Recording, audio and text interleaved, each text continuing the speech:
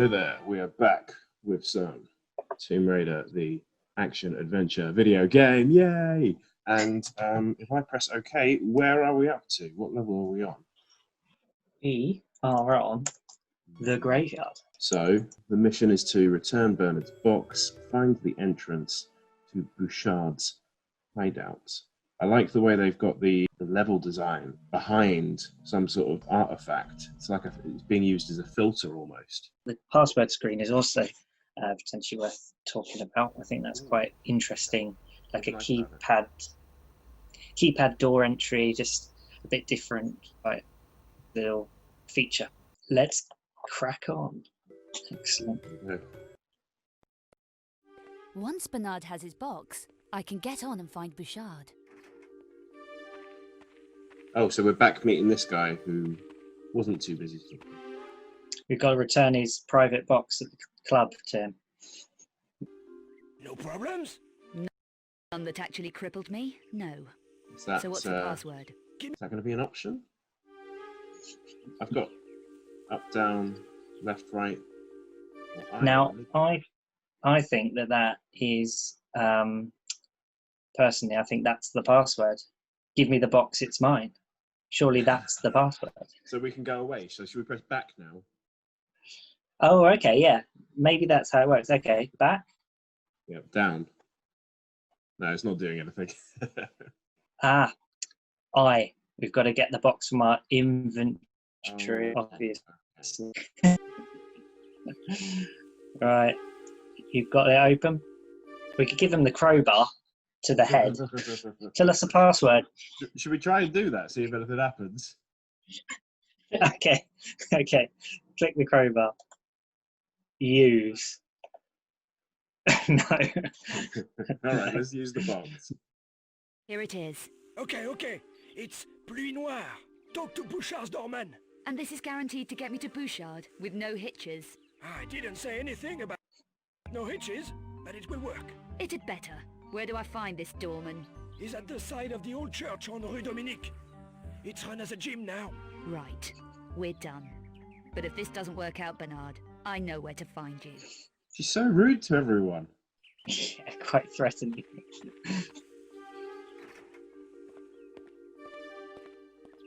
So this is the club? I think this is Bouchard's hangout or his lair. Hi, I want to see Bouchard. No. Oh yeah, hang on. But 2 we've got words. signs for the I have serpent something roof for you. behind. Oh no, I wasn't listening. Did you get the password? Oh, I think it's Pluie Noire, I think. Okay, the left. Yes, I think left. I think it's left. Okay. Or left. I would say I don't know French very well, but fruit noir without an E maybe is like a bluff answer. I've pressed left and I can tell you it's right. Oh. We're left straight in. Pluie Noire. Why didn't you say Oh so? no, it was right. Yeah. Yeah. No, it was correct. Oh. I'm not saying we needed to press. This is the most simple game ever, and we're getting confused, like trying to play it at the same time. Go for a little run through the graveyard in a bit. Ooh, I remember this bit from the audiobook. This The is graveyard. The way they describe it, you go from like this graveyard down into like a crypt sort of area. Very vivid, was it, the description? Yeah, like it did like the sounds and stuff as well, so that bit really stood out for me. So Well, I think we're going to go for it. Yeah, go for it. I don't think there is a safe. Oh, Oh, do we? kill it. Okay. So I got hurt a bit by the dog, but I'm not dead. Oh, okay. Look or I ahead. might be able to get up I've there. got the same as well. Okay. Do you want to look? Okay, yeah. Let's look. Ooh, should we climb now? You know how you said if you explored, you get different options in a previous episode? The answer is yes, so climb. Yeah. I'm glad that does happen. Yeah. It'd be really annoying if it was like, Ooh, I can see what to do next, and it was the other option. cool little backflip there. Pretty nifty maneuver, wasn't it? Yeah. Right, are we going to look again? Because I feel this could be a running jump, and if we just do jump, we might fall. Okay, I see where you're going. Let's look. Just got to be jump ahead then, hasn't it? I would say jump ahead, because that... Yeah. Yeah. Oh. Oh. Oh, I missed him.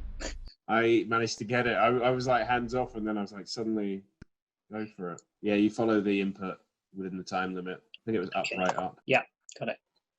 Yeah. And then you're going to be disappointed because now we're down on the floor again. This is not where I would want to be exploring if I was in control of the Tomb Raider right now. I'd be wanting to be up there trying to find the highest path first. We're the other side of the fence, though, which is a positive. Oh, I didn't spot that. Okay. Yeah, quick time. Oh, memorize it. Okay. It says now press it, but they're still on the screen. I've forgotten it. What was it? Down, left, down. I messed it up. Down, left, down. Down, left. Mine stayed on the screen. It said memorize this. Now press it, but it was still on the screen. Oh, really? Mission accomplished. Mission accomplished. I got 3 points. I got 4 points. So I say let's stick with that. How did... 4 points. What about the doggy? I suppose I did die. I did die on the jump bit, so that makes sense. So we've now got 20. Did we say we stick with me or you for that point? I feel like we're going to get, if we can get 4 out of 5 every single time on our first run, that's really good. That's got to be like above par. Yeah, that is the end of the graveyard. Quite a nice little scene there, like you say, painted nicely. So next level will be Bouchard's hideout next time. All right. Well, then that means it's time to shift our attention to the question of the week. Welcome back. We are doing our question of the week, which this week we're looking at what is your favourite puzzle from the Tomb Raider series?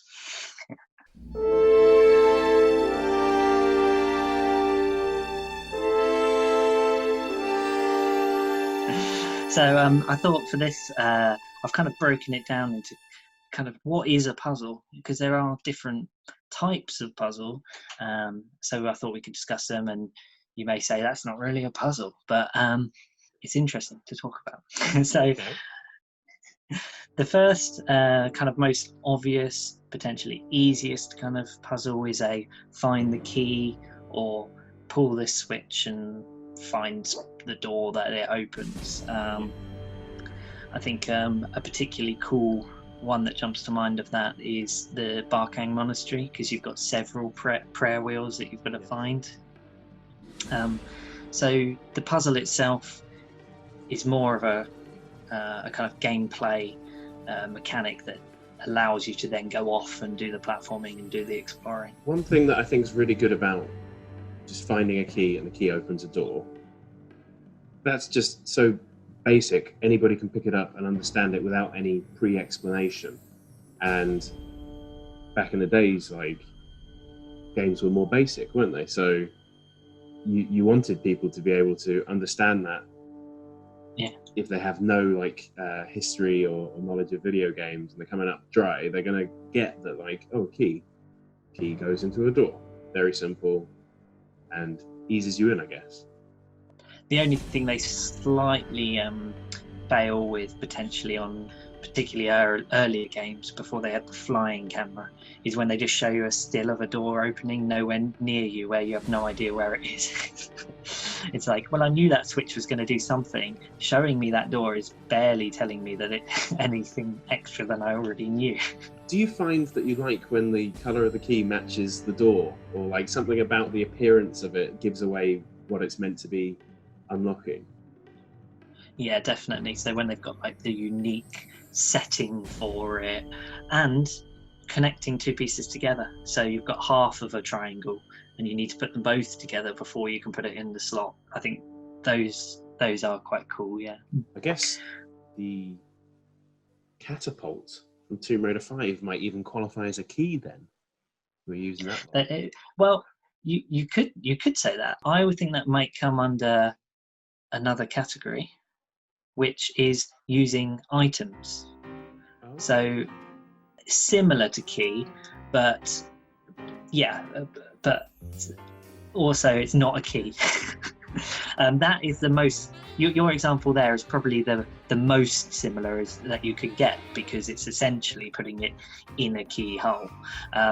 But there's other things, like in Tomb Raider 4, there's a clockwork scarab that you get, and you put the pieces together, and then it goes in a kind of track on the ground to set off spikes, and that's kind of using an item which isn't your traditional key and hole. There is the grapple hook from the reboot trilogy, which gets used for puzzles.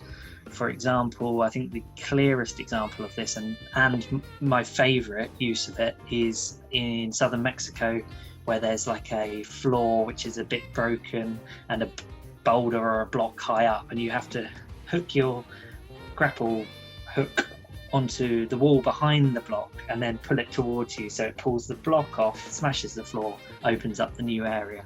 Yes, so you're kind of interacting. Moment, isn't it?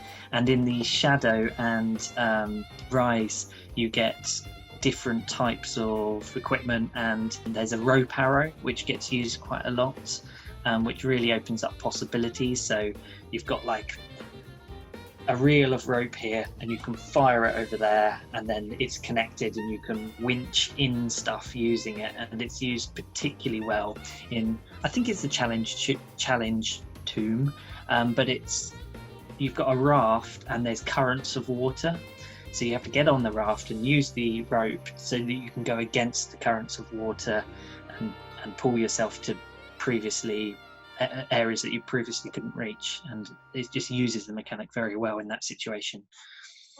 Am I right in thinking that in the reboot trilogy, the only puzzles are optional, and inside sort of challenge tombs, is that right? Or are there puzzles in the main games as well? There are some puzzles, and particularly the rope grapple hook is used, but the clearest, this is a puzzle section, and you've got a clear goal, like a big statue in the middle, and you know that you've got to get the arms working or something like that. They occur in the challenge tombs, that do sit separate to the games. But there is still uses of smaller puzzles, but the big room puzzle sections are challenge tombs, hence the name, I guess. The other kind of category that I thought puzzles could fit into is a hub room.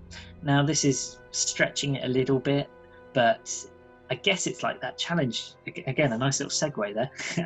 The challenge tomb is your like area, and that forms the puzzle. Potentially most famous, St. Francis Folly, the vertical room. I can see how you like this as a category, because when we were playing through Tomb Raider 5 together and we were sort of racing each other, you often praised the level design when you were closed off in an area, because you liked the fact that you knew this is a puzzle, I don't have to go outside of this room to solve it, so you know that you're on the right track. You like that sort of guidance there. Yes, definitely. I like to know I'm in the right place, even if I don't know what I've got to do yet. I don't like the feeling of I have no idea if I'm going the right way or doing the right thing. I think southern Mexico, the room with the 4 throne statues, where it's very similar to St. Francis Folly, where you've got the separate rooms that you have to go off to get.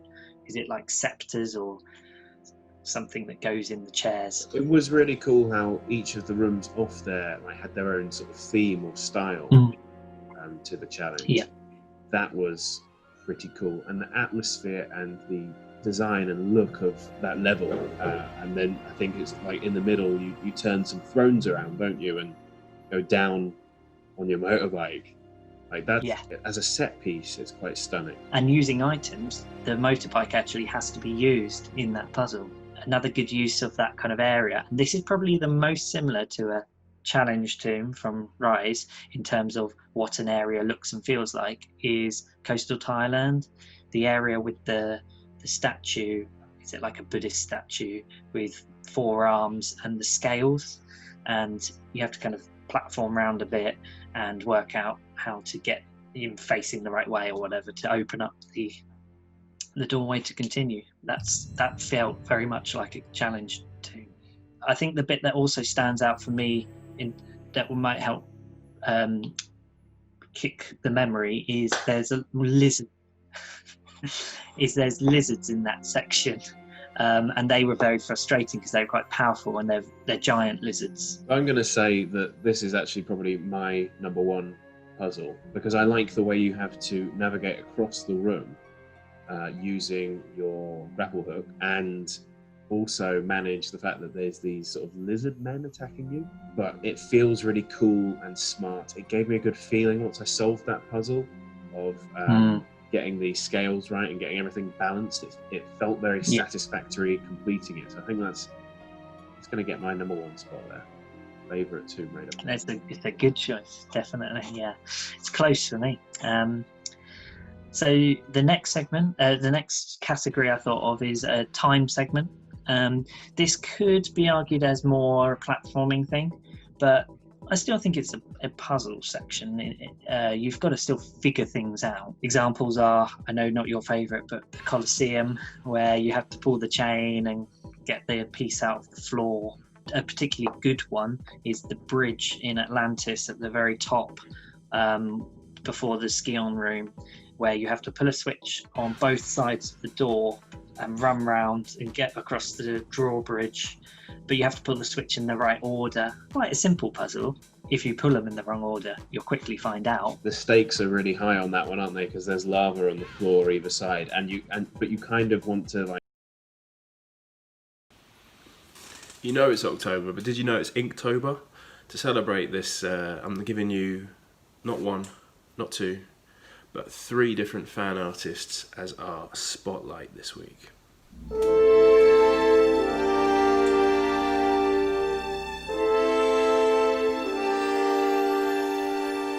So, for those who don't know what Inktober is, it's a challenge where it's getting people to be creative and draw every day of October.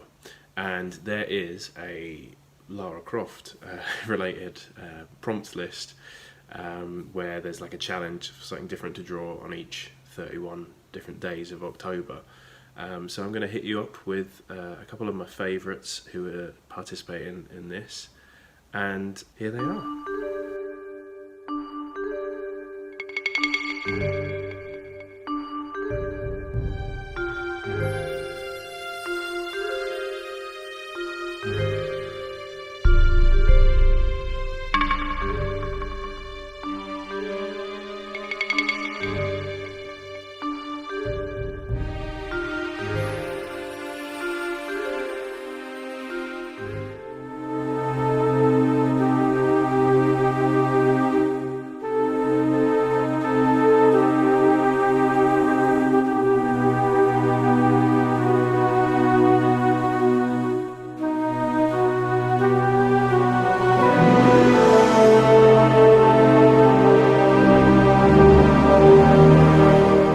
That's only 2, I hear you say.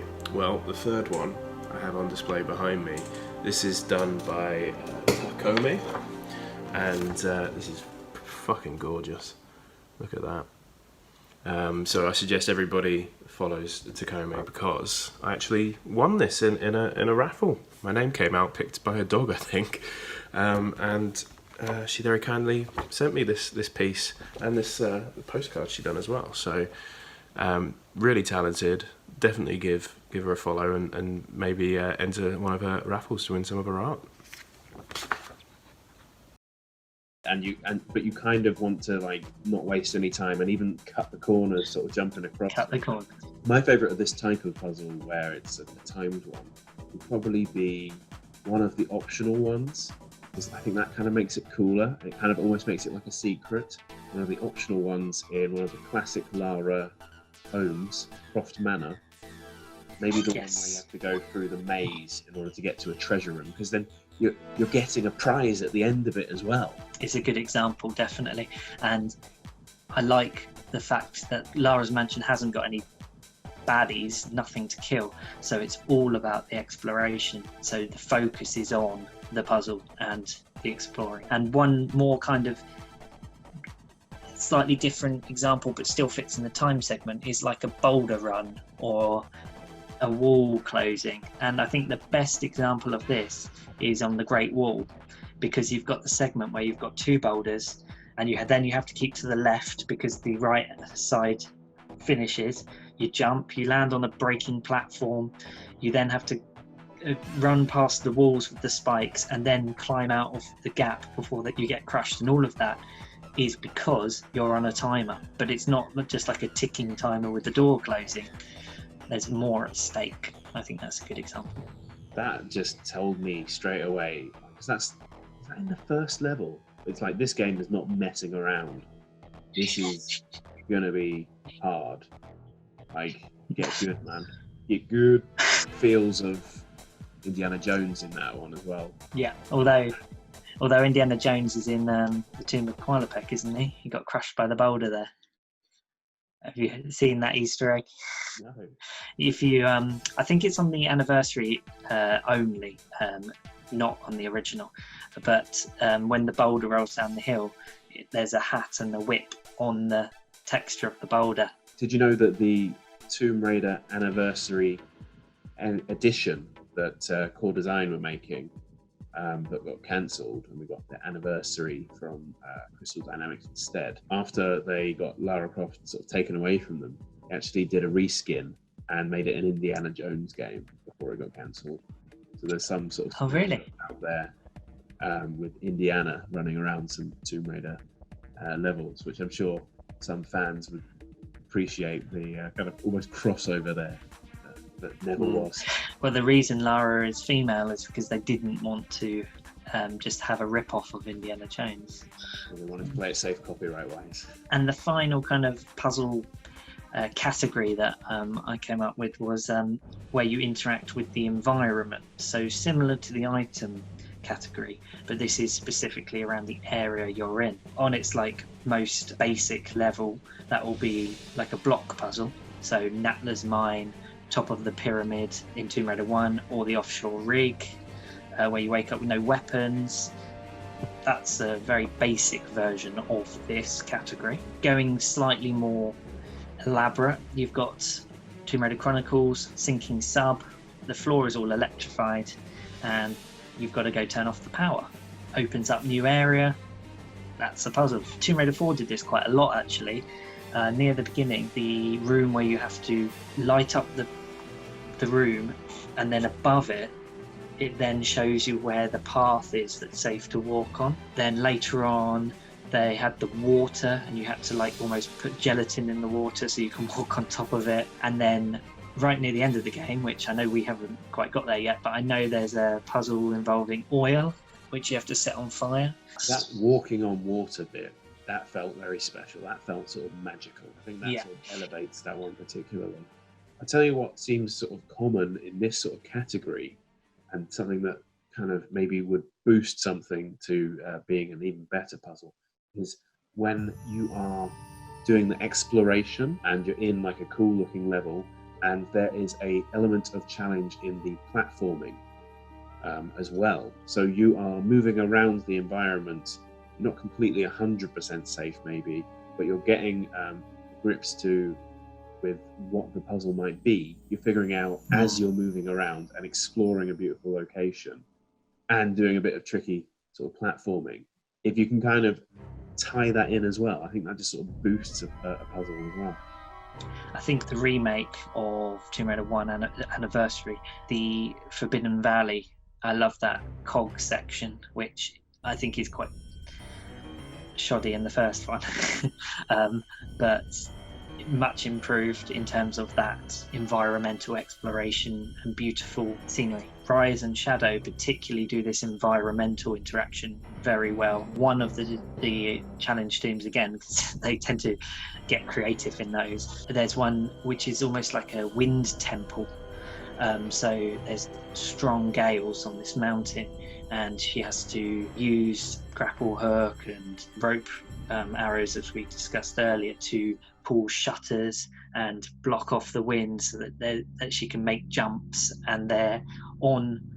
Sometimes she pulls them, but they're weighted, so they swing back to where they were. So you've got timed element in it as well. So it's pulling all of these kind of categories into one almost epic section, but it's all interacting with that environment because of the wind element. So before we get onto my favourite puzzle from the Tomb Raider series, just a couple of shout outs bringing those categories together. What kind of puzzles have stood out to you over the years? If we're going to do shout outs, I think we have to talk about Go. Now, this is a Tomb Raider game that is purely puzzles, and it's taken away the combat element, and you're on would you say like a rail? Yeah. It's where you're moving block to block. It's very slow and methodical, but each level you do, you build on the puzzle elements that you've learnt in the previous level, and it's like getting more skilled and more skilled and more skilled, and the resets are very quick, so you can pick it up and put it down very, very easily. So it's a really good game for on the go and for on your mobile. Yeah, I love that game. And to bring it up in the puzzle section, I can't believe it. It escaped my memory to not think outside the main series. Yeah, absolutely. It's a perfect puzzle game. So I've got another couple of shout outs. Another one which kind of crosses these categories quite well is in Shadow of the Tomb Raider, and it's actually a Lara Croft mansion section, but it's a flashback. So she's actually a young girl. I don't know exactly how old. I'd estimate around between 11 and 13, something like that. Anyway, you're in the mansion, and you have to kind of unlock a bookcase basically to kind of discover things, but you have these chess pieces and you're moving things around, and it's just classic. It feels like the old Croft mansion but updated, and it's just got all those feelings come back and that vibe, and it's a pure puzzle section, nothing else to it. Like you said earlier when you talked about Lara's mansion, it encapsulates that, but on the kind of next gen, and I love that because they have moved away from what Tomb Raider was originally a lot, and that really had a throwback, a very, very strong throwback to that. Yeah, I sense there's like a common memory everybody has of Croft mansions, where it's like we all picture this place that we like to sort of visit, and we go back and it's changed a little bit over time. Yeah. And there was one which is a personal one, just because I really like this level, and I was actually stuck on this puzzle for, well, probably weeks, and it's kind of embarrassing because it's the second level of Tomb Raider 2.